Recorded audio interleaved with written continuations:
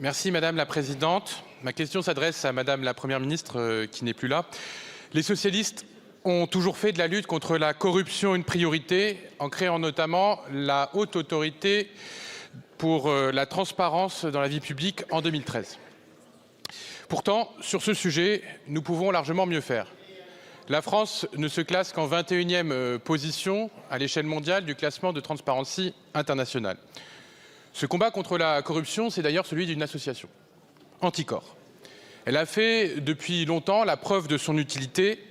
Et alors que son agrément avait été accordé in extremis en 2021, notamment à la suite de l'intervention des socialistes, celui-ci a été annulé par une décision du tribunal administratif il y a quelques jours. C'est une décision de justice, nous la respectons, elle fait par ailleurs l'objet d'un recours.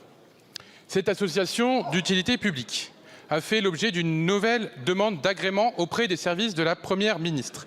Ma question est simple. Vous engagez-vous à ce que les services de Matignon examinent avec la plus grande célérité cette demande? Il faut en effet éviter à tout prix que les 159 procédures judiciaires dans lesquelles Anticor est partie civile ne soient fragilisées, mais aussi et par ailleurs que l'association puisse continuer à exercer ses missions essentielles à notre démocratie. Bien. Merci beaucoup. La parole est à Monsieur Olivier Véran, porte-parole du gouvernement et ministre en charge du renouveau démocratique. Merci Madame la Présidente, Mesdames et Messieurs les députés, Monsieur le député Arthur Delaporte.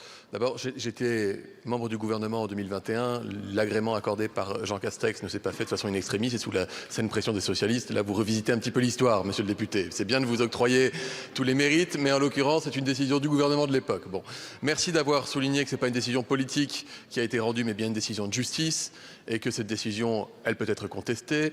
Je rappelle d'ailleurs que la justice avait été saisie par des anciens membres de cette association Anticor, qui eux-mêmes considéraient que l'association devait perdre son agrément. Bref, je ne rentre pas là-dedans. Vous l'avez dit vous-même, il y a un appel qui est en cours. Vous interrogez le gouvernement sur le sort qui sera réservé à la demande d'un nouvel agrément qui a été déposé par l'association Anticor. Bien écoutez, sachez que la Première ministre a sans délai transmis au ministre de la Justice la demande d'agrément pour que ça puisse être examiné, en tout cas dans les meilleurs délais. Il ne me revient pas, avant examen de cette requête, de vous en donner évidemment les conclusions. Vous dire que les procédures pénales qui sont en cours dans lesquelles Anticor s'est constitué ne sont pas remises en cause du fait de l'appel qui est suspensif et qu'en revanche la perte de l'agrément, quelle qu'en soit la cause, rend la constitution de partie civile de l'association irrecevable, mais la recevabilité de la constitution de partie civile s'apprécie au jour où le jugement intervient.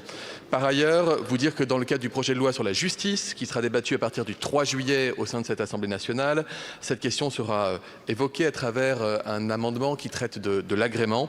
Et cet amendement sera évidemment examiné avec la plus grande attention par le gouvernement, parce que nous sommes, et vous en doutez bien, et c'est un point sur lequel nous pouvons nous retrouver, tout comme vous, déterminés à lutter contre toute forme de corruption. Merci Monsieur le ministre. Monsieur Delaporte.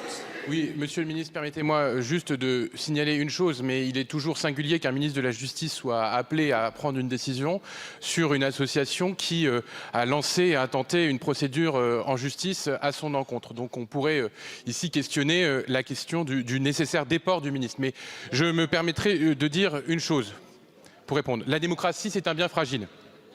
Et votre gouvernement ne peut se contenter des déclarations d'intention comme celles que vous venez de faire, et notamment sur, peut-être, et je l'espère, le fait de transmettre à la HATVP la capacité à donner ses agréments. Mais plus largement, nous constatons avec effroi la construction en France d'un chemin illibéral, et je profiterai de cette réponse pour le dire, qui effrite chaque jour un peu plus notre système démocratique, et vous y contribuez. Merci mon cher collègue. Monsieur le ministre. Nous avions là un échange, Monsieur le député, je crois respectueux. Je pense que vous pouvez donner au ministre de la Justice le respect qu'il mérite et ne pas considérer pas a priori qu'il serait enclin à prendre une décision. Ouais. Le garde des Sceaux est non seulement un militant de la lutte contre la corruption, mais il est garde des Sceaux de la République française. Il mérite le respect. Merci Monsieur beaucoup. voilà. J'ai fini mon temps. Voilà. Merci.